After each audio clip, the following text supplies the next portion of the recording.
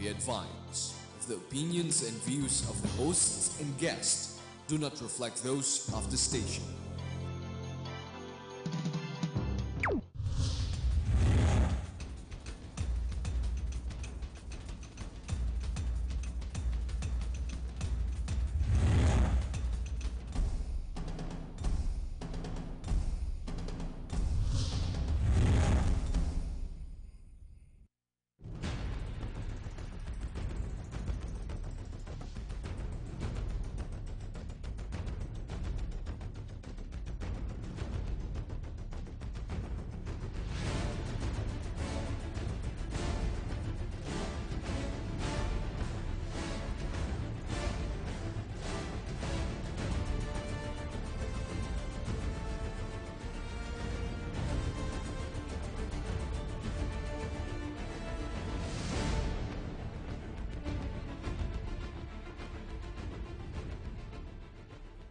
Good evening, Philippines. Maayong gabi sa Tibok Mindanao, Visayas, ug sa Luzon. Ito po ang Republika. I am Erik Espina. Ngayong gabi po ay magiging interesante po ang ating pag-uusapan sapagkat medyo lilihis tayo sa kadalasang pinag-uusapan natin, mga kontrobersiya, mga current events. At babalik namin natin ng konti ang mga kaganapan sa ilang dekada na rin at siguro mga kasalukuyang mga kaganapan na rin, isasama natin sa punto de vista ng isang veteranong politiko, isang tao na talagang nakipaglaban panahon pa ng martial law. At hanggang ngayon po ang kanyang tinig ay talagang lumalabas pa at talagang malakas pa rin. Wika nga. At meron pa rin mga pangarap para sa ating bansa. At meron siyang bagong libro. At kikilalanin natin ano ang titulo ng librong ito at anong nakapaloob dito sa librong ito na aabot o magsisimula sa panahon pa ni Marcos, sa panahon ni Cory, sa panahon ni FVR, sa panahon ni ERAP at sa panahon ni Gloria Macapagal-Arroyo. Walang iba po, mapalad tayo si nakasama natin ang former Member of Parliament at Governor Omobono Adaza. Eric, good evening. Good evening. Good evening to all our friends. Yes. Not just in the Philippines, but all those outside the Philippines who may be viewing us tonight. Correct. Including my favorite place, Sabah. Yeah, that's correct. Yes. That's Okay. correct. That's one of my favorite places Also, in the Philippines. in the Philippines, correct. Because after all, Sabah is a part of the Philippines. Correct. Okay. And what is the title of your The new title book? of the book, you know, Okay. I told my driver Okay. to bring the book because I just came from Mindanao. Okay. I just arrived, and the title of the book is Ideas, Principles, and Lost Opportunities. Okay. And the book encompasses that period when I was very much younger then, until now. Yes. I maintain that I'm still young now. And considering our youth, yours and mine. Yes. As long as you continue dreaming, you'll still be young. Yes. Oh. That's my secret of youth, by the way. Uh-huh. I dream dreams for our people, and I dream dreams for the country. The moment these dreams will be realized, and I think soon enough they'll be realized, then I'll fade gracefully into the sunset. Now, the book starts when I was a young lawyer. No? Okay. Because I keep on maintaining that the lost opportunities were due to decisions made by me and other people. You know, when I was a young man, came back from the University of the Philippines after being printed in the headlines of the newspapers because the authorities of the university removed me from the list of graduates simply because I led a student demonstration. And since they could not defend their position, they threw in my column on Jose Rizal. And that's how they won the game in a sense, because Recto and Laurel refused to deliver a speech which were scheduled to be delivered on the floor of the Senate in my favor. So you mean to say that the school that you came from, which is UP, no, was not going to allow you to graduate? Is that correct? No, I was already graduated, but I was not allowed to march because the president of the university decided that I should be dropped from the list of graduates, meaning I was not issued a diploma because I headed a student demonstration at the UP, which resulted to the cancellation of the Christmas festival and advancing of the Christmas vacation by 2 weeks. But isn't UP supposed to be the cradle of rich and creative ideas, opposition? Yeah, but the fellow became president because of the demonstration. He Okay. became president because of the demonstration. His first act was to have me investigated by 6 committees in the UP. I escaped the 5 committees. I could not escape the last one. Because as chairman of the executive committee of the University of the Philippines, Yes. composed of deans, 18 of them, he was the accuser, the prosecutor, the judge, and the jury. It was a So I kangaroo lost court. out. Yeah, kangaroo court, but surprisingly, out of the 18 deans, 7 voted for me. He got 18, 11 out of the 18. And you know, when they were deciding the case, I was telling the whole group, I said, because the president asked me, do you have any statement to make? Yes, I have a statement to make. And thank you for giving me the opportunity. How young were you at the time, if you recall? I must have been either 21 or 22 Okay. at the time. So I told them, if I were to relive my life again, I will not alter it a single minute. And ladies and gentlemen, may I tell you this with a great degree of modesty. There is anyone who deserves to be graduated from the University of the Philippines, it's this representation whom you just deprive of his diploma. And then I walk away. You know, the one who ran after me was the dean of the Institute of Public Administration, Dean Ramos. And he said, Adaza, you just apologize. And I'll see to it that the decision will be reconsidered. So I told him, you know, Dean, if I were only interested in myself, I will apologize. But I represent the university constituency. What will the students say if I will apologize? It means that I'm a bad editor-in-chief and a bad representative. No. Of the Philippine Collegian? Of the Philippine Collegian, which I edited for 2 consecutive annual terms. So they gave in short? They allowed you to go to march, or they allowed you No, they did not allow me to march. And this is the funny thing. When our congressman was Duhino, a very prolific writer and a brilliant lawyer. So he said, since he's a friend of President Garcia, I said, you better have an audience with the president. Garcia, who is chairman of the board of visitors in the UP. Okay, this Garcia is which? Carlos P. Garcia. Carlos Garcia. The president himself. Was in UP. Yeah, he is the board chairman of the board. The president is always the chairman of the board of visitors, composed of the president of the Senate and the speaker of the House. Okay.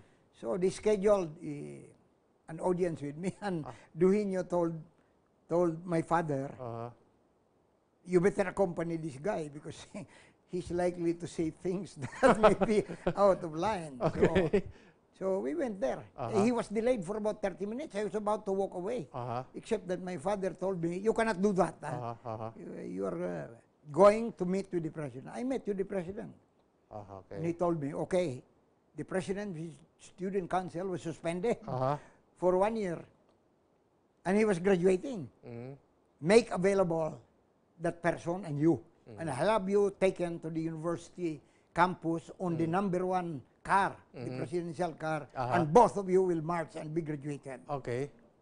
But I could not find Lagua, Fernando Lagua. He was nowhere to be found, and Garcia did not risk having me graduated alone, considering that I'm from Misamis Oriental. They might say that simply because this guy speaks the language of Garcia, he was allowed to graduate. And Garcia was correct in that sense. No? He was the kind of president who could make pretty good decisions. And when he brought the issue of my column on Rizal, I said, you know, Mr. President, that has nothing to do with the issue. The issue is about my being the leader of the demonstration.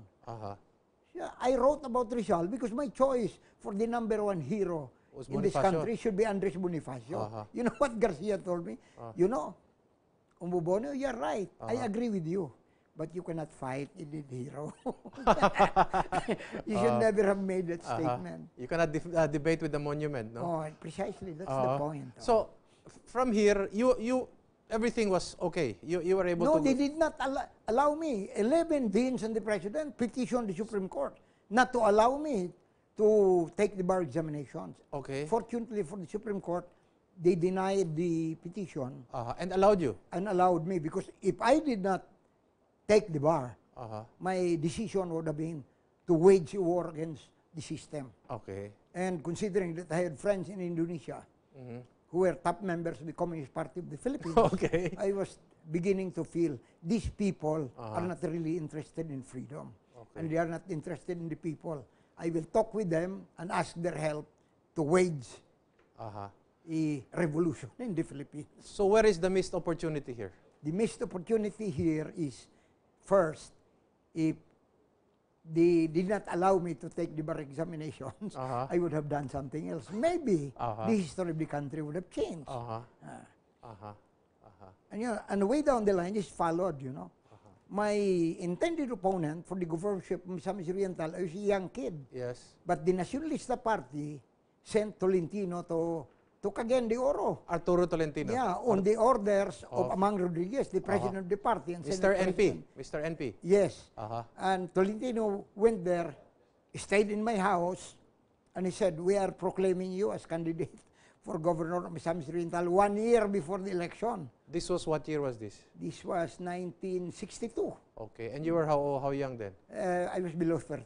Okay. Very much below 30.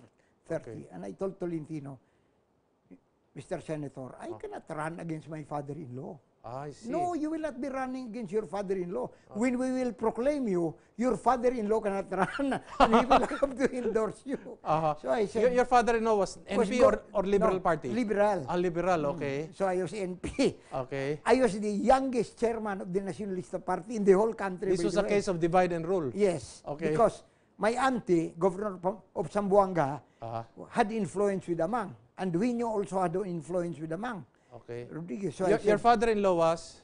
Alfonso de Dole, governor, incumbent governor of Misamis Oriental. Okay. And so I said, I cannot run against my father-in-law. Yes. But if I'll be the one proclaimed and he doesn't run, that's like stealing the office from him. No, it's out of line for me because my wife might end up not voting for me. And my father-in-law might take back my wife. So but did your wife know about this, no? Yeah, of course it did. And where was her loyalties, or she was quiet about it? She was quiet about it. Watching your body language. Yes, of course. My wife would have wanted me to run for governor. Oh, really? Huh? Yeah, of course. Okay. Because in critical times, at almost all critical times in my life, no, when I made decisions without her permission, inevitably, she came out supporting me. What would have happened if you ran at that time and you were elected as governor? If I ran at that time and elected as governor, I would have been a major figure. Yes. In the country, since after 2 years. And Philippine politics. Yeah, I would have run for Congress. Okay. And then my plan was, after running for Congress, I would have run for the Senate. Now, if I became a congressman, I would have been one of two chief campaigners of Pelaez. And on the other side were UP people also. Leone Perez, editor-in-chief of the Collegian, and Congressman Ablan. I could have matched them in that campaign for the nomination. But how could I match them?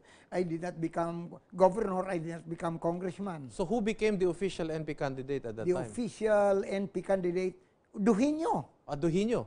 No, not for governor. For the governor. NP candidate was somebody else. Since you declined? Yeah. I could not remember. But no, the one who ran for governor at the time was Dilara. So did you campaign for Dilara? Or no, I campaigned for my father-in-law. But you were NP chairman at that time. Nevertheless. Nevertheless, okay. I threw away the chairmanship. Lara assumed the chairmanship. And I campaigned for my father-in-law, of course, as a loyal son-in-law. Okay. No? So he appreciated that? Of course. But you did not join the Liberal Party?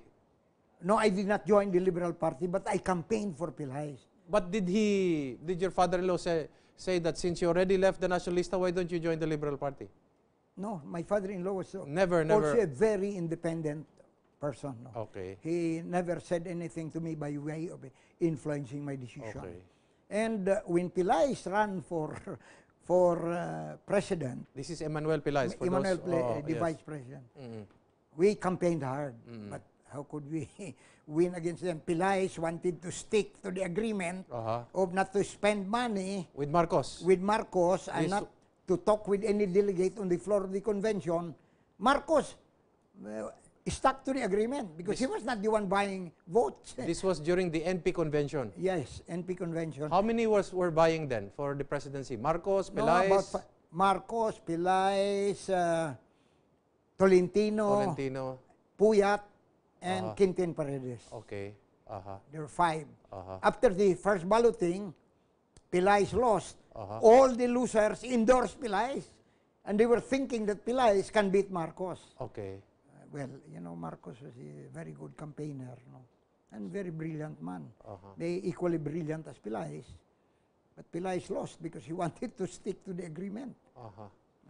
And so, another opportunity lost. What they had a gentleman's agreement between Marcos and Pelaez. Yes. Whoever was the top 2 contenders had to stick by certain rules. What were these rules? No money, no money, and no talking with the delegate on the floor of the convention. Okay. But Marcos was not the one distributing the money. So he stuck to the agreement. It was his people. It was his people. Second, he was not talking individually with any delegate to the convention. They were using walkie-talkie. Okay. Marcos was using walkie-talkie to talk with delegates, not on a person-to-person basis. So in short, the people of Marcos were buying the delegates in order to get the nomination. Of course. And Emmanuel Pelaez or Manning Pelaez stuck to the agreement. The agreement. As a matter of fact, the term in convention originated in that convention of the Nacionalista Party. They were wined, no, and woman. Okay, but did Emmanuel Pelaez at that time know of the undercurrent that was being undertaken, the special operations? Yeah, I was telling him. But how was his reaction? But his reaction is, I don't like to be president by buying the votes of the delegates. And when some delegates were asking money from him, he said, this is the straw that breaks the camel's back. If Mindanaoans will even ask me to buy them, there's no sense. He was a proud man. How would you read Emmanuel Pelaez? Very, very proud. Proud, principled, perhaps? Principled. And when I was talking to him that evening, I said, you know, Manning, out of 38 delegates of Misamis Oriental, 18 have been bought already. 18 have been bought already. Okay. If we lose Misamis Oriental, it means that we will lose the convention. Okay. So, but he had the support of Amang Rodriguez, Secretary General of the Nacionalista Party. But they didn't do anything. The best governors, including Perdices of Negros Oriental, yes. Duterte of Davao. Yes. Davao was only one province. But he didn't do anything, despite the support. He did not buy. And to think, Marcos was coming in as Liberal Party before. Yes, as president of the Liberal Party, as a matter of fact. Correct. He was the newest nationalista among the candidates. And was able to defeat a standard timber of the Nacionalista. Yeah, one of the most brilliant men of the Nacionalista Party. Yes. Pelaez. Sayang. Lost opportunity? Lost opportunity for the country. There would have been no martial law if Manning Pelaez became president. What kind of a president would have Manning Pelaez been? He would have made a good one. Good one because in 1965. In 65. Because he was already vice president previous to that. Yes, 61. He was the candidate of the Liberal Party under Macapagal. He broke ranks from Macapagal and joined the Nacionalista when Macapagal, in his word, borrowed his honor in the Stonehill affair. Okay. So he went to the Nacionalista Party. So both of them, Marcos and Pelaez, were former Liberal Party members. Were political butterflies, as the term was used at the time. No? Both of them liberals. And what kind of a president would Manning Pelaez have been? Was he a lost opportunity for the Philippines? He was a lost opportunity for the Philippines because Manning Pelaez was a man of character, despite our differences in Misamis Oriental, but that was on the lower level. No? There were indications in Misamis Oriental, some of his decisions, that did not support that kind of a conclusion because he was afraid of younger men like me and Ruben Canoy. So he could not tolerate threats? Yes. That's a problem. He should have learned earlier that, when you're a leader, you should cultivate the younger New blood. men. New blood. And the ones who will even say no to you. Okay, who will succeed. Well, Republica will return after a few reminders. When we come back, we'll continue where we picked off with Marcos, and then we will move on down the line. Lost Opportunities, the new Bono Adaza book, when we return.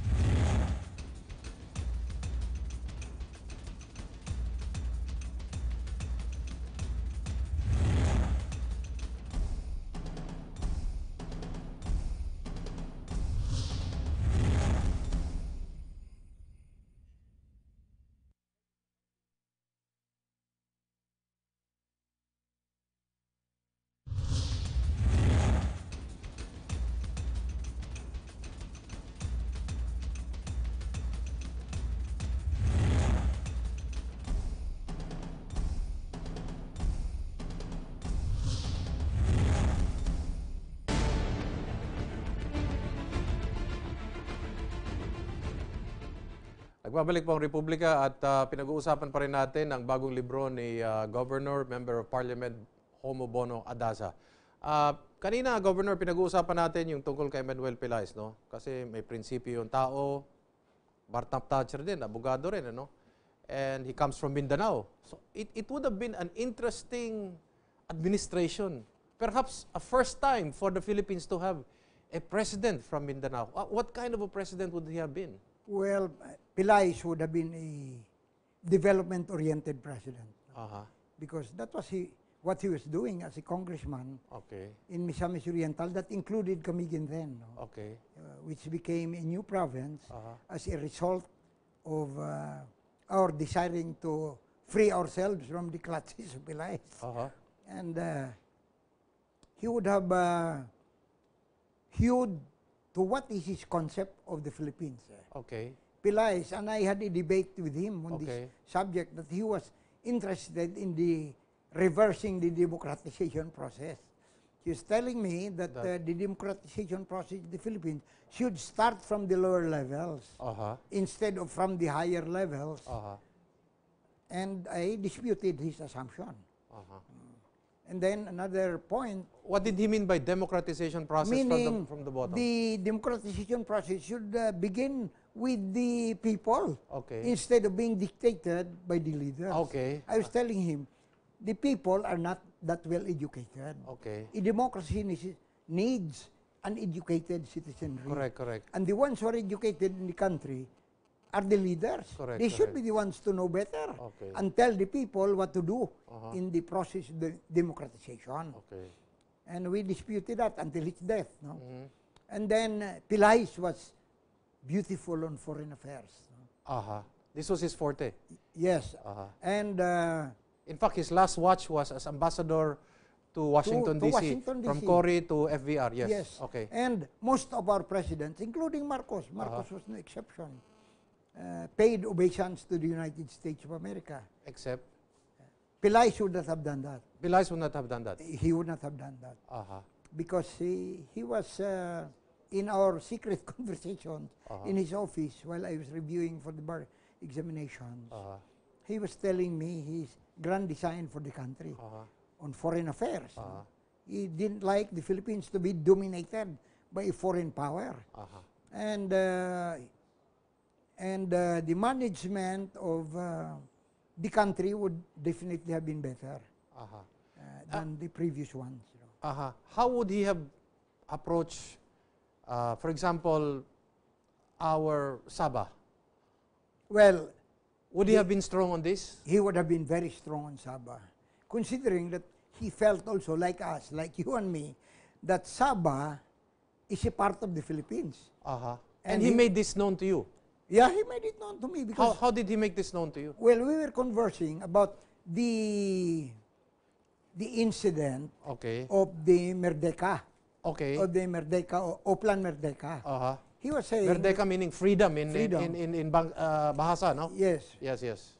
He was saying that Ninoy committed a mistake in torpedoing the Oplan Merdeka. He was saying that there is a limit to partisanship. That so he was against the privileged speech of Ninoy Aquino, exposing the country should have been united. Since the plan to take over Sabah was for the interest of the Filipino people. And partisanship should be forgotten. So that's one. When it comes to, at that time already, you had the NPAs, you had the beginnings of the secessionist movement. How do you think he would have handled this? You know, he would have handled it better, in a sense. And I suppose Marcos must have learned on the approach that Pelaez had in mind. As a general once told me, if you want to produce a horse, do not create a committee. The committee would produce camel instead of horse. Now, Marcos, during the negotiation period with the MNLF, used individual representatives. In that case, Rakisa. He sent Rakisa to Mindanao and talked with the leaders of the MNLF. And as a result of the conversations between Rakisa and the leaders of the the MNLF, yeah. the MNLF was subdued in a certain sense. This was the Pelaez formula that Marcos copied. Is that what you're saying? That was also the Pelaez formula. Okay. He would have succeeded. And the best besides, Eric, you know, the Muslims would respect the decisions of Mindanaoans. You know. Especially a president from Mindanao. Of course. And can you imagine how the negotiations or how the politics would have been if you had a Mindanaoan president? Yes, I would imagine that. Yeah, and it would be a first in our history. I would always have that in mind. If reading Pelaez well, he would have called for Miswari and talked to Noor about the Mindanao situation and about the situation in the country. Okay, you want to secede from the country, that's not a good move. We should have a parliamentary and federal system. And that's all what the brother Muslims wanted at that stage in time. And he would point Noor Miswari to Sabah as the objective. Probably. Because to begin with, at that particular time, the majority residents of Sabah were Filipinos. Tausugs, many Tausugs. Tausugs. As a matter of fact, the leader of Sabah was Tun Mustafa. Okay. Tun Mustafa was a Tausug. Okay. Loyal to the Philippines instead of loyal to Malaysia. Okay, we will move on, no? Because maganda po itong libro ni Governor Bono Adaza, para makita natin, no? Okay, you have that is the fighting and the not so silent. Below that, ideas, principles, and lost opportunities. Yes. Recollection of moments which could have changed the drift of Philippine history, contemporary Philippine history. Okay. Marcos, lost opportunities. Well, Marcos, for instance, towards the end of the Marcos rule, he was chasing me to join him. Okay. And in one very important occasion, the last conversation that I had with Marcos one-on-one, he was telling me, you know, Governor, you really should join me. You should join me because first, we graduated from UP. Second, we dream dreams for our people. Third, you're an ideologue, and so am I. And then he paused for a while. And on top of that, we are two of a kind. What did he mean by two of a kind? Yeah. How did you read that statement? I read that we were both intellectuals. Okay. Maybe, considering my resume at the University of the Philippines, he must thought that I was also brilliant. Okay. No? Because why should he compare me to him? And third, he was also thinking that probably like him, I was capable of more there to achieve political objectives. Why? When he was president, before I became governor, I was in the company of Secretary Rakisa in Pangarap. Marcos was playing golf. Rakisa told the security, I want to talk to the president. You know, Rakisa was the only one who could stop Marcos playing golf. So he stopped playing golf, talked to Rakisa. Rakisa among others? No, Rakisa. Rakisa, yes. Yeah, I strayed away. I heard Rakisa and also other activities. But that's another issue. I strayed away for about 20 yards away from them. They were conversing. And then after the conversation, Marcos and Rakisa waved at me. Pañero, I said. Pañero, I was not yet governor at the time. Please come near. So I went there. You know, I got the surprise of my life.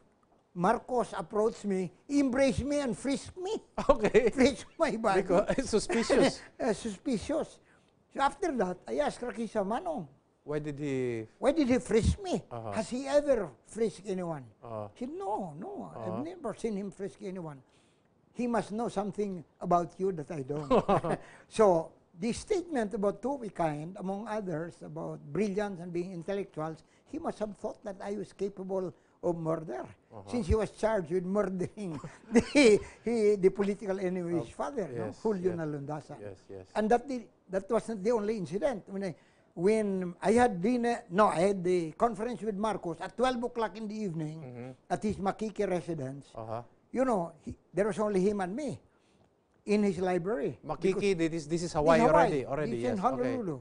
I set the condition that there will be only 4 people who should know about the meeting. The driver, Marcos, Imelda, and me. And true. What was the nature of the meeting for? Marcos was interested to know what was happening in the country, and especially about the planned coup. Oh, the coup was being planned at the time already. So he came out, he went into the library, walked slowly in his robe, and he went to me. Governor, you said that there will be no security man here. Well, that condition is observed. Since there is no security man who should be doing this, I will do it myself. My God. He probably was frisking you to see if there was any tape recorder. Tape recorder, or I had a pistol. Okay. Since our classes were quite bitter, no? Okay. And passionate. Yes. So, if I joined Marcos, he wanted me to join in the final years, months, as a matter of fact, I believe the situation would have changed. That's a lost opportunity, because if I joined Marcos, I would have had the opportunity of probably succeeding him. No, this is a great degree of immodesty. But Marcos at that stage was desiring to find a successor. Okay. And he did not have Imelda in mind or General Ver. My theory is he had three people in mind. Okay. Doy Laurel, Okay. Ninoy Aquino, and me. Why do I say that? Because Marcos, in several occasions, wanted me to join him. As a matter of fact, in the first interim Batasan election, he sent Rakisa to our law office. Yeah. And Rakisa told me, you know, the president has been waiting for you for 3 hours. He wants you to be in this slate.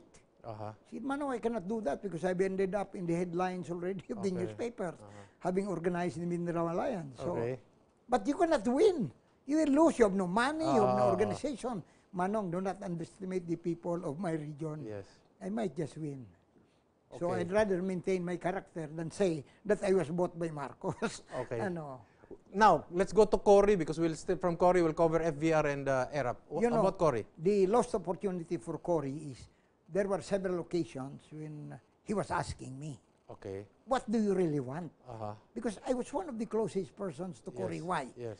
During the period of the campaign, I was one of those who wrote general ideas in the campaign. And he was the one, she was the one insisting that I should join her in the campaign because she is being asked by the press on specifics, and she could not answer the specifics. But I could not join Cory because every time I was asked to join him, it was torpedoed by others. When I go to the SUV to join her, the SUV was already full of running dogs. You're talking about other Mindanaoans? One or two Mindanao. Okay. And then, in 2 occasions, we were supposed to fly south. I went to the airport early. And I said, where is the plane of... and they took the plane from you? No, not only that. They were telling me that the president, Cory, who was not president yet, did not yet arrive. I went back to the house, and then presto, who would call me? Cory, Bono, where are you? Why are you late? I said, I was there at 6 o'clock in the morning. You wanted me to be there at 6:30. Why did you leave? Because they told me that your plane has already left. Okay. Thanks to Cory Aquino and others. So somebody torpedoed the... Yes. Torpedoed. And not only that, Cory asked me to become Justice of the Supreme Court. Okay. I refused that in the presence of Siling Fernan and Siling Palma. I said, no, you give that to somebody old. And she offered it to Fernan. Siling, why don't you go to the Supreme Court with Bono? Siling said, Ma'am, I'd rather stay in the Batasan. We were not yet dissolved at the time. When we were dissolved... That's when he took it. He took it. And he was my first caller, by the way. Early in the morning, he said, Bon, let's go to the palace. I said, what for? Let's accept the offer of Cory. And then, if there will be elections, we'll just resign and run in the elections. After all, pang-bayo data lang. Itong mga justice ng Supreme Court. Had I accepted being justice, I would have become Chief Justice of the Supreme Court earlier than Siling Fernan. I would have totally revised the judicial system. As I still plan to do that when I'll have the opportunity in some future times. You know. From Cory, we go to FDR. What was the missed opportunity for FDR? Missed opportunity for FDR. I was offered 3 positions. First, Secretary of Justice. I wanted to be Secretary of Justice. Among the 3 positions offered to me, Secretary of Justice, I wanted. Next was Chairman of the COMELEC because Pardo was not yet appointed. Yes. There was a vacancy. But what made me change my mind is that Joe De Vinicia, who was the emissary of FDR, nudged me in the presence of Edel Amante, said, but you should be kind to us. There is a coming election. He suggestion that I'll cheat. So I said, Joe, I'd rather that we remain friends. I'll never cheat even for my wife. I'm sorry. And then Solicitor General, I said, Solicitor General, no. You are losing your cases. And then De Vinicia told me, never mind, you'll be brilliant Solicitor General even if you lose all the cases. You'll become Chief Justice of the Supreme Court like Romano said. I said, but I'm not that kind of lawyer. You'll have an unblemished record because you will have no wins. That's right. You will have and then when this thing happened, if I became Chief Justice, I would have reformed totally the judicial system. If I responded to Cory to accept a job that I wanted, I would have succeeded her. Why? In 2 occasions, in the first 2 months, the first time I talked with Cory in the presence of Joker, she said, Joker, who do you think between Nene and Bono will succeed me in this chair? By gum, I was silent because Joker was for Nene. Sabi ko, I lose a position in the cabinet here. Did Joker answer that question? He did not. He kept quiet. Next week, to settle the problem with Misamis Oriental, Nene was brought into the picture. And then they asked me. She asked me again. No, Joker. Joker, who do you think will succeed me in this chair? Nene or Bono? I did not keep silent. I said, with you supporting me, what chance has this guy? And Nene and Joker could not respond. And that made me lose. Becoming a member of the cabinet. They didn't like me to be a member of the cabinet. If I became a member of the cabinet, modesty aside, I would have been the candidate of Cory, not Ramos. And then you got into a particular position before immigration, or was that? No. What was that? What was that? I settled for director of San Miguel Corporation and PNOC because Cory was insisting that you take a position. I take a position as a representative of the president. And I couldn't refuse her because she was my friend. Of course. I was really passionate at the time because I felt that I worked so hard. If there is anybody who deserves a position in the cabinet, that's me. Correct. Everybody was not in the floor of the parliament. I defended the people, Cory and Doy Laurel. Correct. At the risk of going back to jail. Correct. But that's life, no? And then how about ERAP? Well, ERAP, we were dissatisfied with Ramos. The performance of Ramos was also lackluster. So we wanted to sound out ERAP.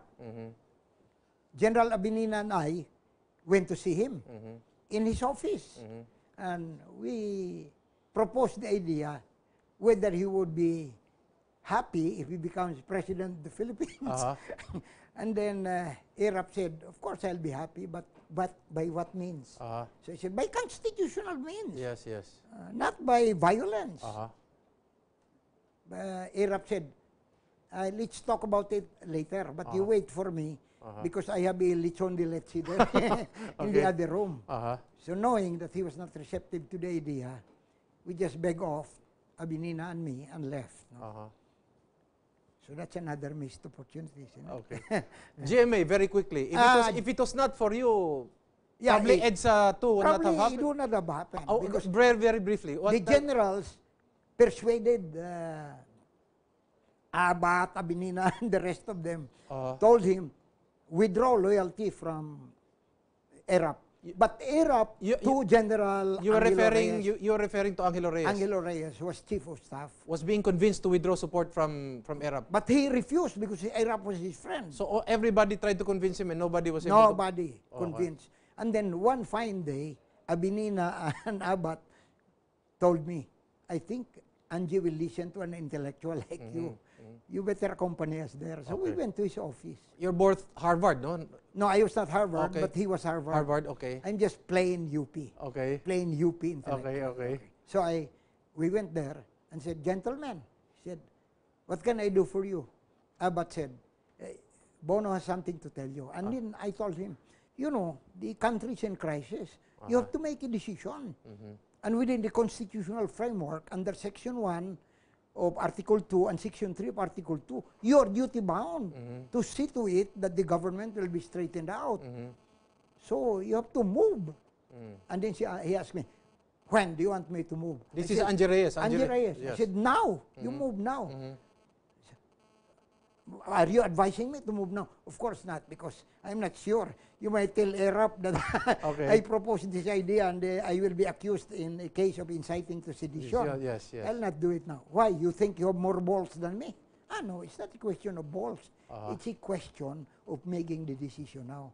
And then Angie said, I'll cross my bridge when I come to it. Okay. General, if you come to your bridge already, you might hesitate. And in the words of William Shakespeare, in the plains of hesitation, bleach the bones of countless millions. So now you should cross the bridge of your mind. So that when you get to your bridge, you will not hesitate. And he did not hesitate after 1 month. This was a month before. A month before, December 14 or 15, I'm not sure of the date. No. But he was hesitating before. He was hesitating. He was saying even the words, that's a judgment call. It's a judgment call. But really, it would have made any difference if Angie did not join it on that Friday. Because Abinina and I had a meeting with GMA in Katipunan. Okay. In RACS. Okay. It no longer exists now. And in that meeting, I asked GMA, Ma'am, is it true that Angie will join only next Thursday? It's too late. Because, you know, how can we maintain the crowd there? It's expensive. Yes. She said, no, I didn't say that. It must have been Rene, referring to Rene de Villa. Okay. So I told him, Ma'am, it really would not make any difference because whether they like it or not, you'll become president. Because there was a plan on Saturday to pull a coup already. And the forces were all available within striking distance from Metro Manila, including the Air Force. Very briefly, missed opportunity. Was it a missed opportunity that ERAP was removed, or should have ERAP continued with this term? Two missed opportunities. Had ERAP consented to our proposal with Abinina, the country would have been different. And better. And better. Under ERAP than GMA. Yeah, the country was better in the absence of overwhelming corruption. Okay. Niagara of corruption. Niagara of corruption. Okay. Well, thank you very much, Governor and former Member of Parliament Bono Adaza. Don't forget the book of, so you'll get a lot of vignettes, inside stories about history and prospects for the future. No, but Eric, there's here at the back of this book is printed the review of that famous novelist and national artist, F. Sionel Jose. Okay. In my book, Beginning, Hope, and Change. Okay. But what's interesting in the review, other than very intellectual judgment, is here. President Pinoy, please read this book. Okay. Okay, this is a good statement. Thank you very much. Well, it's a pleasure. Until the next book, I think you're planning another book. There will be another one in January, which will be more controversial than Titled? this one. Revolution. Okay. Well, wala na po tayong panahon.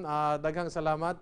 Thank you very much for watching Republika. We're on every Tuesdays. This has been Erik Espina, reminding you, magmasid, makialam, higit sa lahat manindigan, sapagkat wala pong magmamahal sa Pilipino kung hindi ang Pilipino. Daghang salamat. Maayong gabi kaninyong tanan.